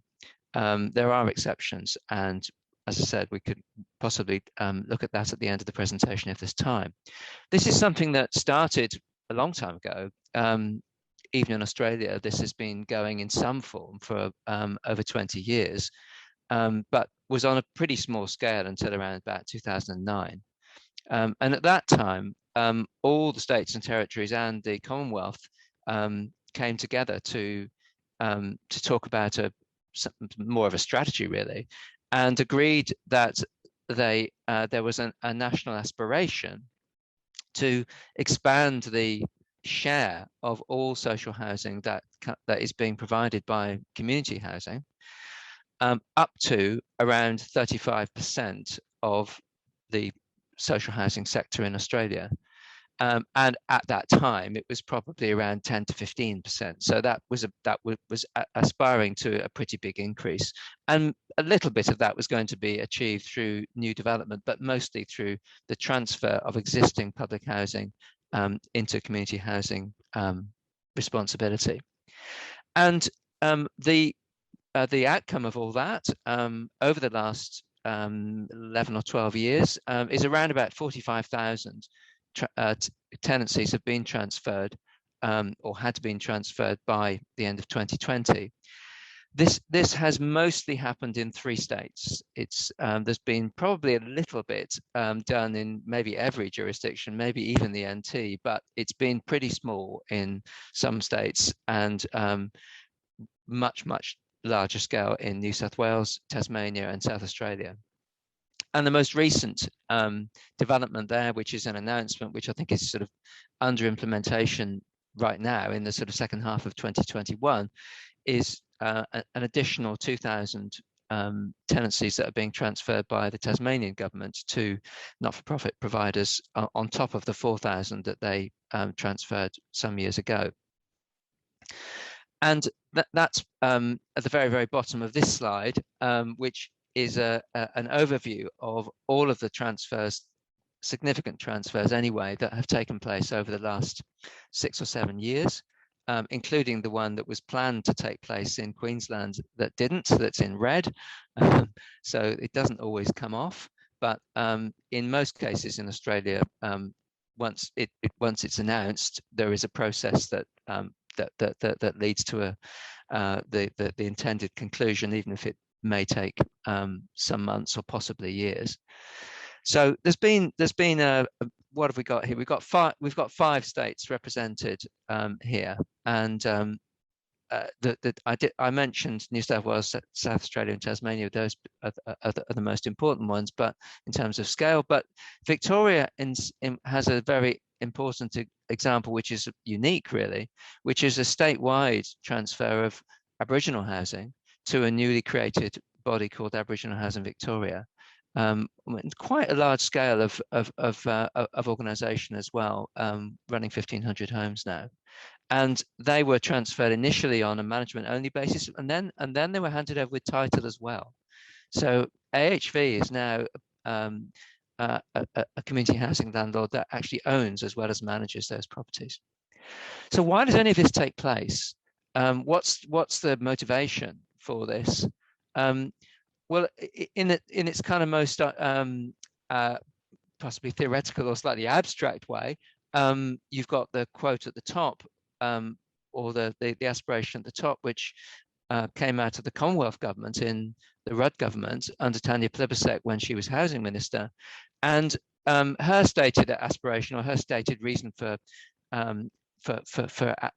backing this, was that the general idea of a more diversified and more contestable social housing system was something that was seen as creating healthy incentives for better performance. But the key, probably the most important practical issue, is that there's a revenue argument for it from the state and territory perspective, because as has been mentioned several times in other presentations already this morning, one of the crucial differences between the financial setup of community housing versus public housing is that as a tenant in that sector, you're entitled to, or you're potentially eligible for, rent assistance, which means that practically most tenants in community housing who qualify to be a tenant, which means you have to be quite a high needs household, the vast majority of tenants do qualify for rent assistance. And from the landlord's point of view, or from the system point of view, that increases the revenue from that body of tenancies by about 50%. So it's a pretty significant form of additional income, which from the kind of state or territory perspective is a way of tapping into Commonwealth funding, which otherwise doesn't flow to your your state or territory if your social housing is all public housing. And different states and territories have had different aspirations for how they would like to use that extra funding that comes through that stream, which I won't go into now, but it's listed there. All states, there's also an objective to build the capacity of the community housing sector that I think all transfers have had some part, that's been part of the motivation, and the special case of the Indigenous housing transfer in Victoria is again worth mentioning as a different kind of motivation. So what does this mean for the community housing provider perspective? What's the deal here? What are the terms of this? The community housing provider that becomes the manager of the housing takes ownership of the rental income. I think in most or maybe all cases, 100% of that income for the duration of that lease.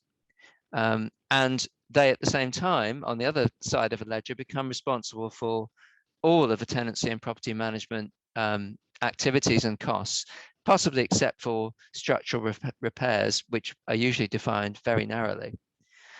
And they have to recognise, they have to take account of the contractual conditions that are framed by the state government or the state or territory government, which might include, for example, bringing properties up to a given standard or spending an agreed amount per year per property on management and maintenance. They might involve, or they will certainly involve fulfilling regulatory obligations under the National Regulatory Scheme. And they also involve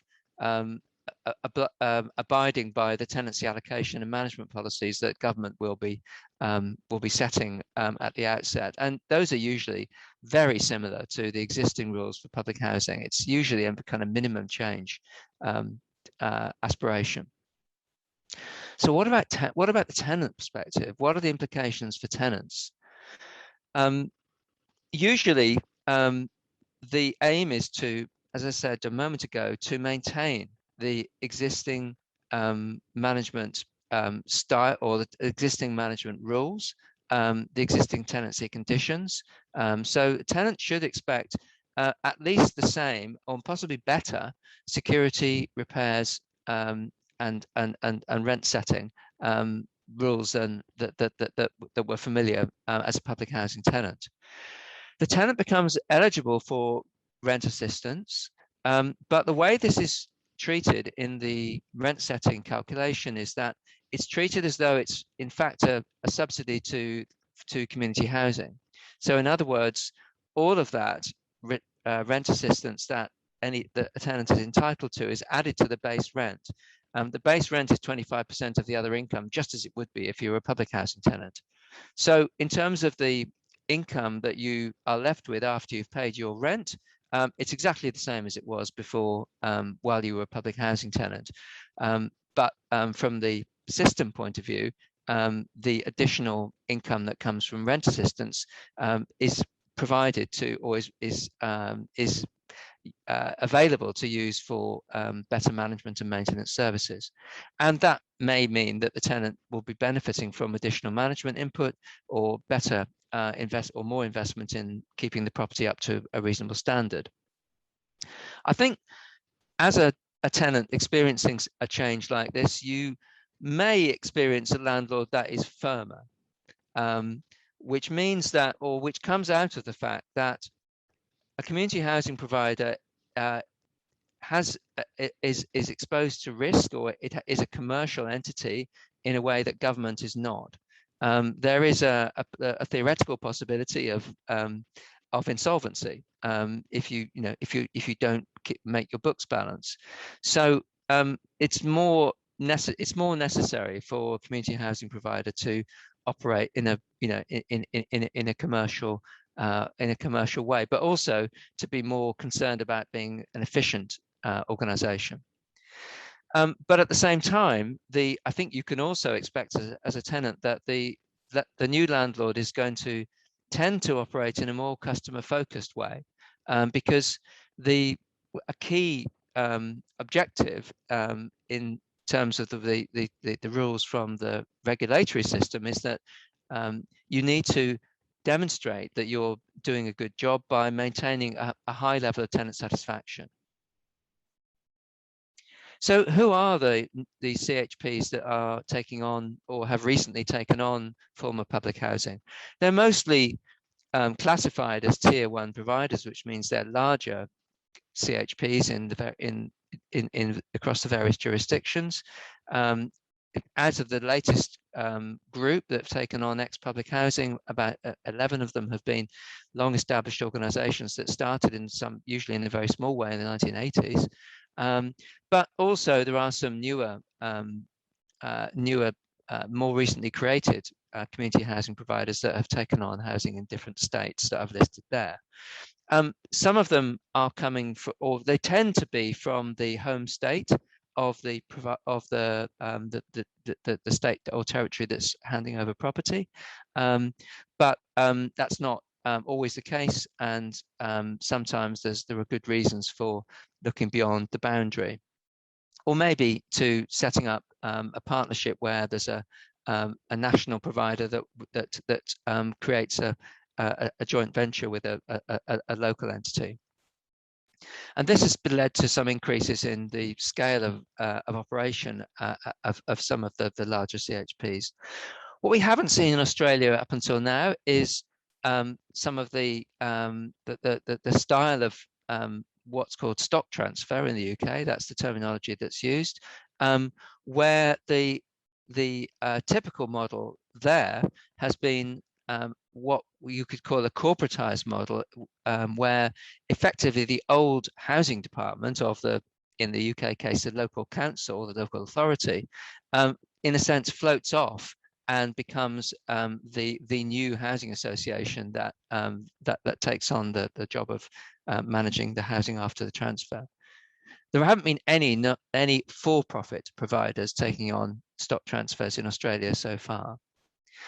And the outcome of all this over the last 20 years or so, particularly over the last 10 years, has resulted in that's been the main driver of the change in the size of the community housing sector versus public housing across Australia. And as mentioned before, Tasmania is the only state which has actually achieved that target of at least 35% of all social housing being community housing. New South Wales is nearly there. Just to say a little bit about some of the recent transfers that have given a sort of flavour to the latest transfers. They've tended to be larger parcels of housing. They've tended to be place-based, where the whole of all of the former public housing stock in a given locality is parcelled up and transferred as a package. They've been usually done through competitive bidding processes. It's not entirely a sort of choice of our local favourite. There's a process which is often quite competitive. The terms of transfers usually involve longer head leases than was true of 10 or 15 years ago. Nowadays, it's usually 10 or 20 years that the deal is set to run for. And government expectations have also been made bigger and more demanding. Sometimes that's around more better social outcomes, and it's tended to be that more than trying to use the transfers mostly as a way of adding to supply. That's been occasionally tried, but that's not the most common objective in the last few years. Tenants have, unfortunately, I'm sorry to say, had very little direct involvement in the processes of transfers or the choice of the new landlord.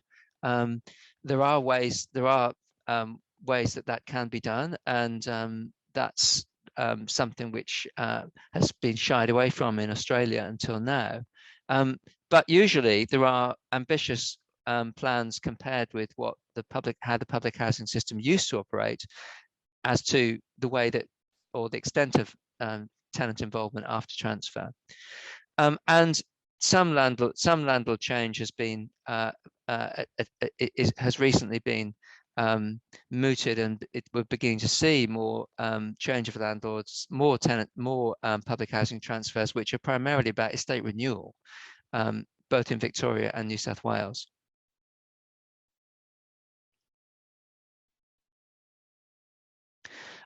I think maybe I'll skip over this slide around title transfer, and we can come back to this if there are questions, because I'm conscious that there's a limited amount of time left for discussion. So just final slide.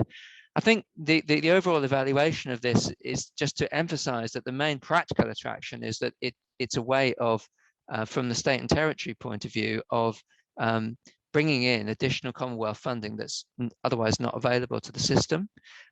There's potential scope for some modest enhancement of management and or maintenance services as a result of that. Governments need to be confident about the new setup and are therefore, willing to contemplate letting go of a system which previously they've been in total control over, and that is often, difficult. That's a hurdle that has to be overcome. And I think moving social housing from, essentially, this is really a way of moving social housing to more of an arm's length from government rather than under the direct control of government. And I think the main, in principle, argument in favour of that is that it's a way of partially insulating the system from the political volatility that is part and parcel of being part of a state government setup. But it also brings with it an environment where there is somewhat greater risk involved, that's the trade-off that you get with this. So I'll leave it there. Thanks very much. Thank you very much, Hal, for that very comprehensive run through and for including those references at the end there in case any of the attendees want to follow up after this webinar to learn a bit more. So we're going to turn to questions and answers now. So we've got our panel of 4 speakers back. Just ask panelists to be reasonably brief with their answers. We have about 15 minutes left. So the first question I'd like to refer is to Karen. So we've had a question from Adamola referring to the huge exodus of people from the big cities to regional areas. It's assumed that the government has made provision to help regional governments. It is a phenomenon that's across Australia. The cost of housing has seriously skyrocketed, as Adamola points out, and becoming increasingly difficult and expensive to get reasonable accommodation. So what plans is the government putting in place to erect more houses and help with this housing challenges? And I think it's maybe in 2 parts. Karen, if you're happy to talk about what your understanding is here in the Territory, and maybe Wendy in terms of what the national government is or isn't doing in terms of addressing the regional housing crisis. Okay, yeah, as I highlighted in my presentation, and there's a bit more detail in there about the community housing growth strategy that the NTG is undertaking. So that growth strategy is looking at opportunities to deliver more social and affordable housing, including transferring programs or capital or land to the community housing sector so that we can, as I think using Wendy's term, get more bang for our buck.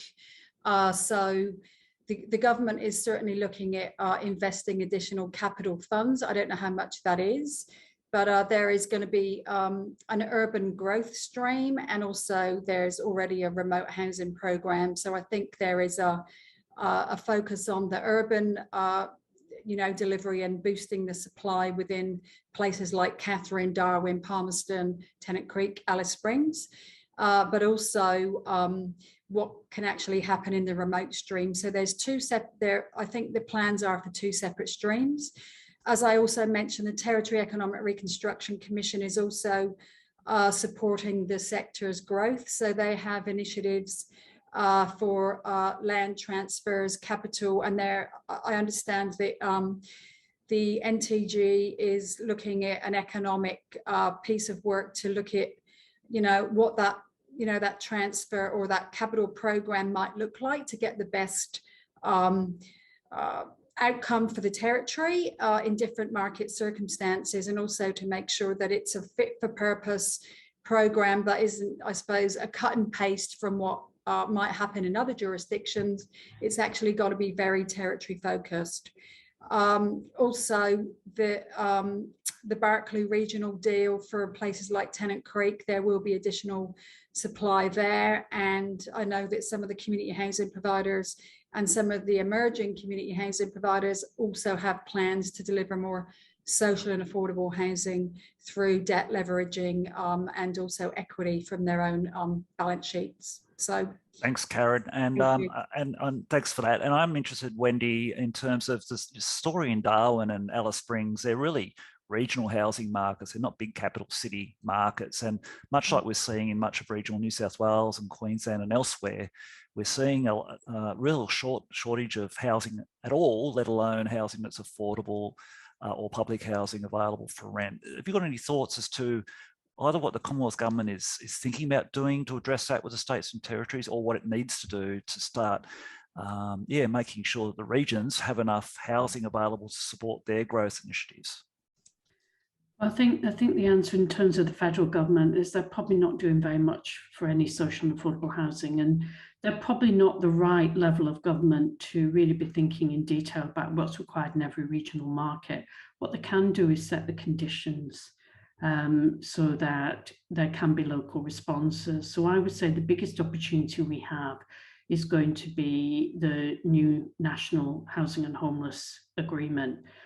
It's going to be reviewed by the Productivity Commission. The remit, the terms of reference for that group should be out fairly soon. And that agreement has to be renewed by July 2023. You'll remember that each of the states and territories had to produce a housing strategy. I think that was almost optional, and certainly there was no guidance around what that should be, what should be contained in that. I think one of the other things that we need to see when that agreement is renegotiated is that we involve local government. So we go further down the levels of government and let them also have a role. New South Wales local government has to do local housing strategies, and those could be really good, particularly if they knew as a result of doing them there was something there to help them increase the supply of social and affordable housing. That agreement process at the moment, I think, is the best bet we have of changing things.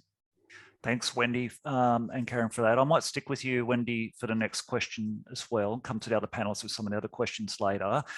There's been a bit of interest from two questioners, Caitlin and Dominica, around energy efficiency in the Northern Territory and the role that community housing providers can play in ensuring community housing is built to region and climate-specific energy standards.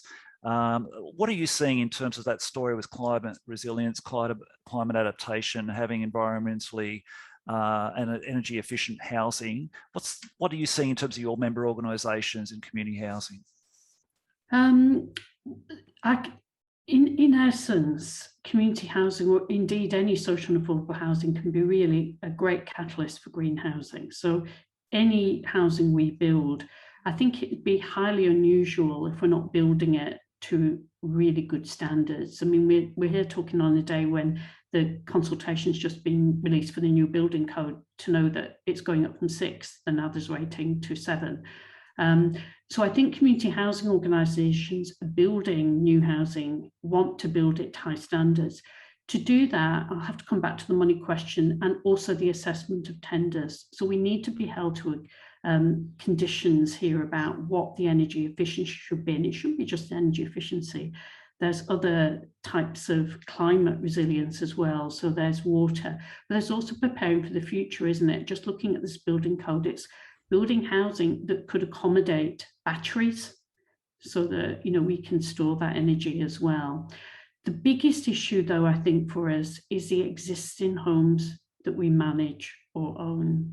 And some of those are in, as we've highlighted earlier, in poor condition. So it's not forgetting the additional resource that we need to retrofit the housing that's capable of retrofitting and replacing the housing where it isn't. There are actually stuff going on federally here with the National Disclosure Scheme of Energy Efficiency for all homes. Social housing is one of the top ones where we've got to start soon measuring And once we start measuring and reporting on it, hopefully that will stimulate some investment there. Great, thanks, Wendy. And Karen, I think Venture Housing's doing some stuff in this space. Do you want to remark on what you're doing? Yeah, we do have some. The properties that we built in Tennant Creek were specifically designed for energy efficiency, so that the tenants benefit from that, so that they have lower utility bills, you know, solar panels, those sorts of things. So that is a consideration. I know it costs more, but it actually gives you a better, you know, a property with better amenity, and it also means that the people that are living in our homes are not get an affordable rent, but then they're actually paying through the nose for their energy bills. So that is absolutely a consideration in our strategy going forward, that we will certainly focus on that. Great, thank you, Karen. Our next question is from John Engler from Shelton, New South Wales. Never heard of him before, but thanks for joining us, John. And John says, thanks for these presentations. Is there a role for CHPs to help facilitate more involvement of private sectors? I'll hand this to you, Simon. He's saying, for example, ethical landlords in the provision, their role in the provision of social, affordable and specialist housing in the NT. The short answer is yes. CHPs can be a very effective, I'll use the term, almost translating party between government and the private sector. So they're not government, but they bring with them a lot of the stability and regulatory framework, obviously, that gives confidence.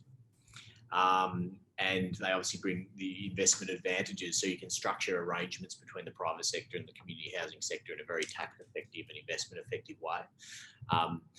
But they're not seen as having, you know, government decision-making processes, so less political in decision-making ability, more consistent over a longer period of time.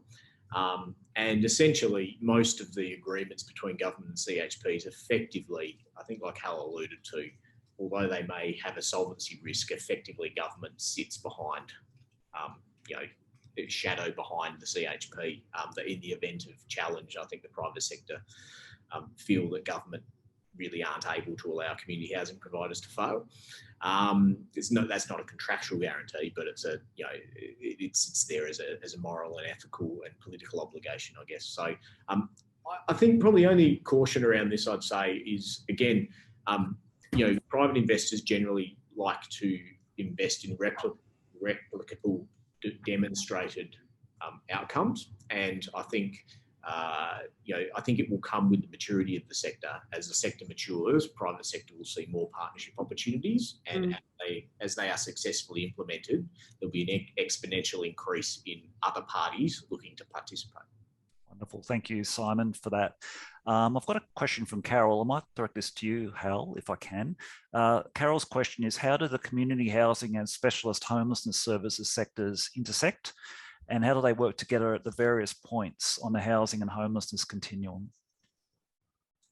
Yeah, well, I mean, there are some organisations that do both very explicitly. They're recognised as specialist homelessness services providers and community housing. I mean, that is there is a distinct group of organisations that have both of those formal roles, or both of those kind of semi-separate worlds.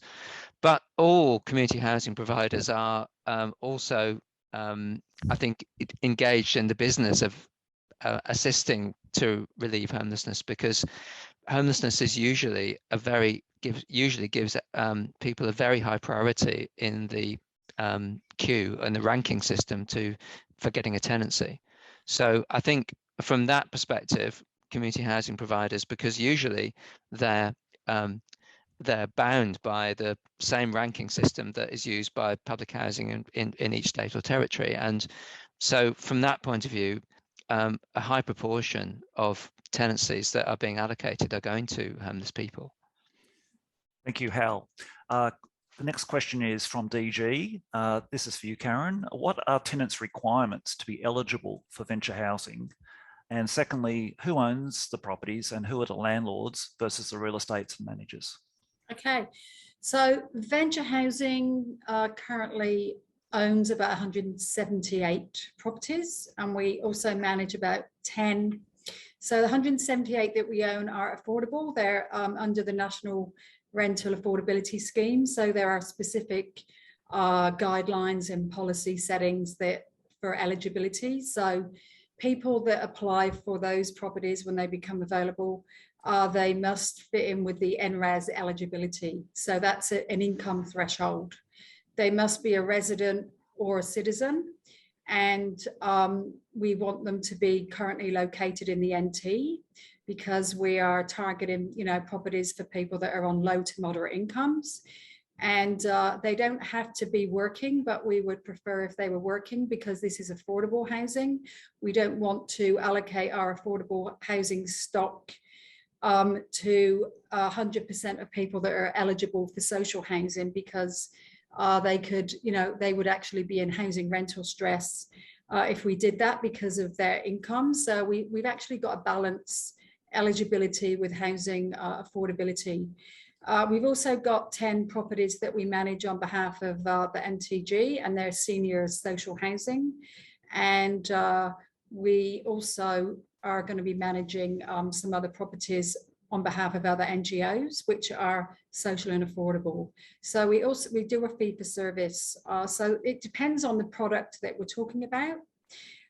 So NTG provided venture housing with about $50 million worth of assets about 9 years ago.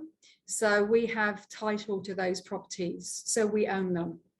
So even though we've got a real estate license, which is really useful for our business and operating model, we operate as a community housing provider under community housing policies and settings as well.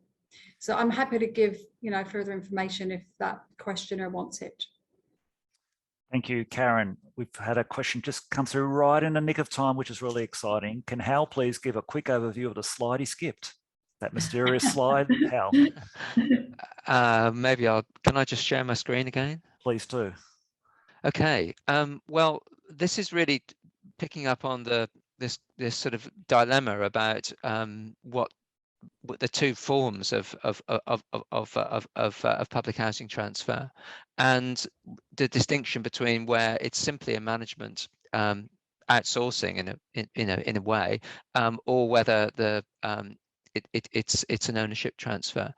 The Commonwealth was very supportive of this 10 years ago or so. The Commonwealth nowadays, I think it's difficult to know whether there's any stance at all.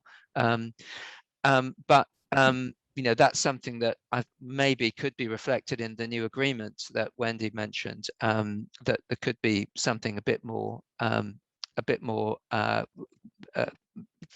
clearer about what's the national government preference here. There were a number of social housing initiative transfers that took place under the Rudd government that involved that involved title transfer. That wasn't all done on a management only basis. The states and territories tend to be nervous about this. It tends to be something that they're reluctant to really consider, because it's more complex, it's more irreversible than if you're simply agreeing a contract. There's often a statement that we can't allow this, Treasury won't allow this because the balance sheet, the state government's balance sheet, will be affected when this valuable asset of public housing, which is actually in pretty poor shape and needs a lot of money spent on it, but let's just ignore that part. If we were to hand over that to another organisation, we would suddenly look, our balance sheet would look weaker, and so we would lose our credit rating. That's actually a bit of a furphy, because the ratings agencies are well aware that whatever the book value of public housing, there's also a big liability that comes with it. So I think that one is often highly exaggerated. There's also the concern that part of this, it goes around for the way that accountancy, public housing or public sector accounting treatment values management transfers. The belief is the ill-informed belief is that if you transfer housing simply on a management basis, it won't affect the balance sheet. Well, if in fact your lease is 10 or 20 years long, yes, it will. A 10 or 20 year lease, in fact, is treated in public accountancy terms as though it was an ownership transfer. Mhm. So what we've seen in the last few years is that actually quite a few states have decided that a 10 or 20 year lease is a good idea. And so they're now taking the hit on their balance sheets as a result that is treated as a title transfer. So other states and territories which are still parroting the line that we couldn't possibly do this because we're only willing to do this on a sort of 3-year contract basis or something like that, because handing over a property on title would cause too much damage to the balance sheet. Well, if they're willing to do a 10 or a 20-year lease, they're effectively doing that anyway. I think there's also a concern that if you hand over ownership of the transferred housing, not just the management, then the scope for the state government to do a future estate renewal project there is lost, or at least it's not something that remains completely under government control. And treasuries still often have the idea that this is possibly a cash cow for later. And if we hand it over with title, we're saying goodbye to that forever. Yeah. There are some concerns around privatization, that there could be, that there's further erosion of political consensus as a result of that. The idea that stock can't be preserved in social housing use if we hand it over, but regulatory rules should prevent that risk or mitigate it. And privatisation of jobs and essential services was one of the reasons why the Queensland transfer that I mentioned a few minutes ago, that was planned in 2013-14, never took place because those concerns overrode the potential benefits. So there are some CHP risks as well, which are partly to do with having a constrained balance sheet if you don't have any assets on your balance sheet, if you're purely a manager. So yeah, I'll leave it there. Thank you, Hal. Thanks for dealing with that. I'm glad you did come back to that because there's a lot of good information for us to take away and make sense of afterwards. Thank you. So we have one question from Andrew. The last question, it's an easy one. I'll deal with that. Can he have copies of presentations? Absolutely. We'll be issuing those after the presentation, assuming the presenters are able to provide those to us in PDF or some other format. Which brings us to the end. And I'd just like to thank a few people. Obviously, I'd like to thank our panelists for their generosity and the time they've dedicated to putting their presentations together, for their wealth of knowledge and insights. We are very fortunate here in NT to have you available to discuss this really important topic with us this morning. I'd like to thank my team as well for their help behind the scenes in really making this happen. They've done fabulous work and continue to do so. And finally, to you, the audience, thank you for your interest in this topic. It's developing a new industry in the NT. It's very exciting. It's part of what the Territory Economic Reconstruction Commission has recommended we do. Now we need to get on and get the work done. And it's great to know we've got some fans and supporters in the form of our 4 panelists behind us. So once again, I can't see any of you, but a very warm virtual applause. I'll do it. Here we go. Thank you very much for your time, and we'll say goodbye for now. After, one last thing I should say is when we do end this conversation, there will be a feedback survey sent to attendees, and we'd be delighted if you can fill that out and return it. Thanks very much, everybody, and have a great day. Thank you. Thanks. Thank you. Bye. Thanks, everybody. Bye. Thanks, Simon. Thank you, Hal, Wendy, Karen. Great to have you with us, and I hope we can stay in touch and report on some promising progress from here.